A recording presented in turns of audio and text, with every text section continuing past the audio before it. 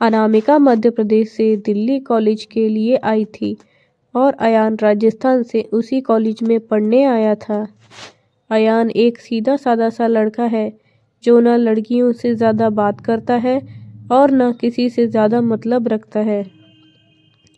अयान की यह बात अनामिका को बहुत अच्छी लगती है और वह किसी न किसी बहाने से अयान से बात करने की कोशिश करती है।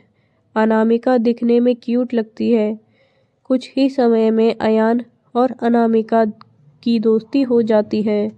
अयान धीरे धीरे अनामिका को पसंद करने लगता है। दोनों दिन भर कॉलेज में बातें करते, अपने हर लाइक डिसलाइक को शेयर करते हैं और कुछ समय में बहुत अच्छे दोस्त बन जाते हैं।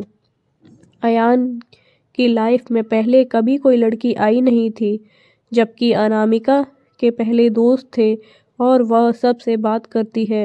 अयान को यह पसंद नहीं था। एक दिन बातों ही बातों में अयान अनामिका को अपने दिल की बात बता देता है। अनामिका उससे एक दिन का वक्त मांगती है और कहती है, मैं कल तुम्हें इसका जवाब दूंगी।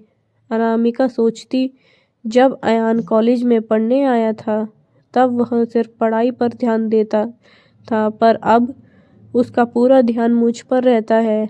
अगर मैं इसकी गर्लफ्रेंड बन जाऊंगी तो यह पढ़ाई भूल जाएगा और मुझ में ही लगा रहेगा।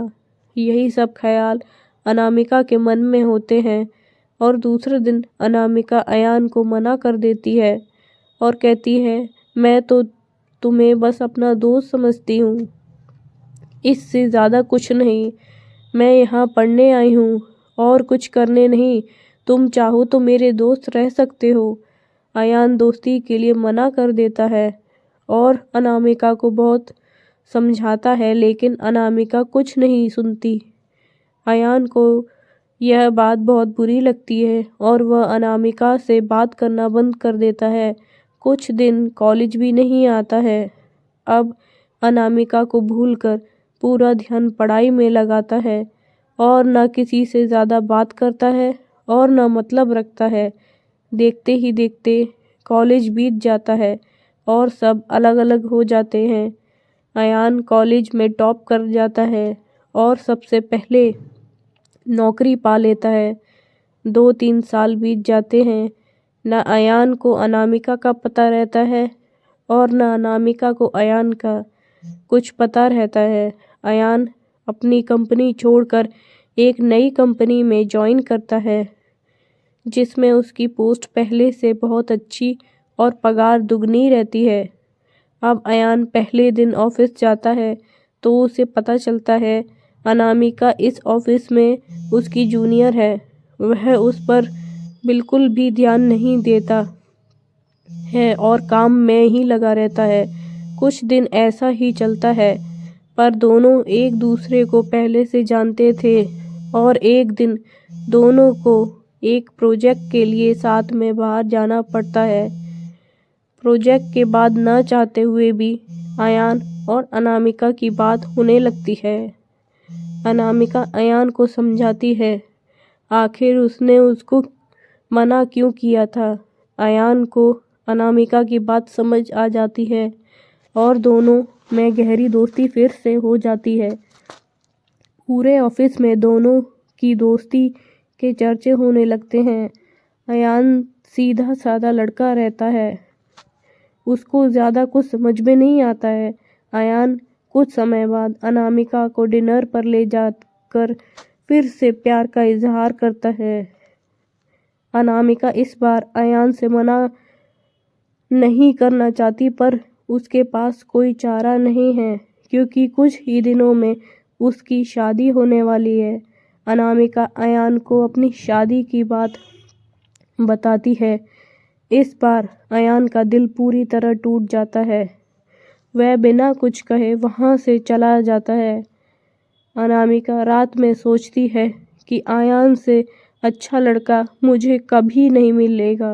वह फैसला करती है कि कल अयान को हाँ कर दूंगी और मम्मी पापा को अयान से शादी के लिए मना लूँगी।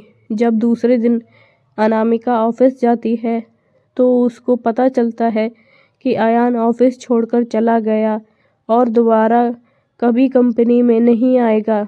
जाते जाते अयान अनामिका को एक खत लिख जाता है। जिस दिन मैंने तुम्हें देखा था उसी दिन से मैं तुमसे प्यार करता हूँ। मैं तुम्हें ज़िंदगी में कभी नहीं भूल पाऊँगा।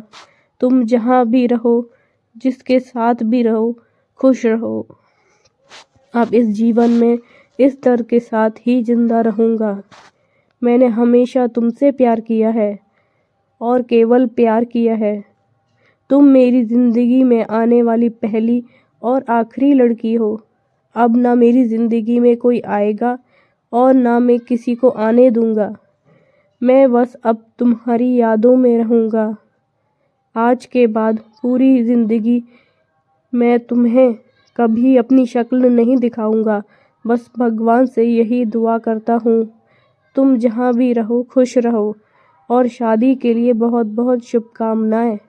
अनामिका अयान को खोजने की बहुत कोशिश करती है, पर कई साल के बाद भी उसको अयान नहीं मिलता और वह अपने माँ बाप की पसंद के लड़के के साथ शादी कर लेती है।